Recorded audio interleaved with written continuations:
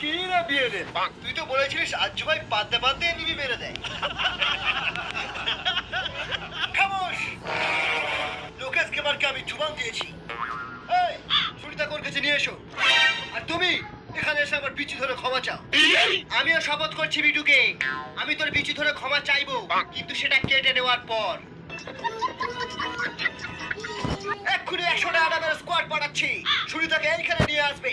তুই যদি তোর বাপের দুধ খেয়ে থাকিস তাহলে 100টা আডামকে ওয়ান ট্যাপ মেরে দেখা। এমন 100 জনকে পাঠাস বিটুকে, তারা যেন আমার পাদের গন্ধ শুয়ে অজ্ঞান না হয়ে যায়। বস, বহুত পেদেছো, এবার ওয়ান ট্যাপ মেরে দেখা।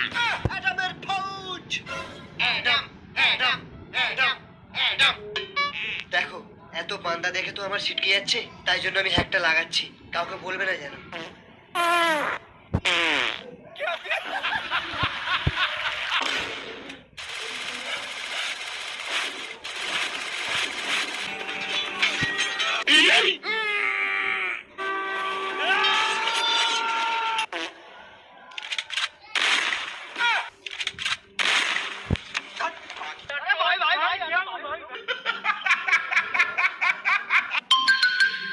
সুবহানাল্লাহ, অনেক বান্দা লিডার বোর্ডে আমার নাম দেখলে ম্যাচ ছেড়ে চলে যায়।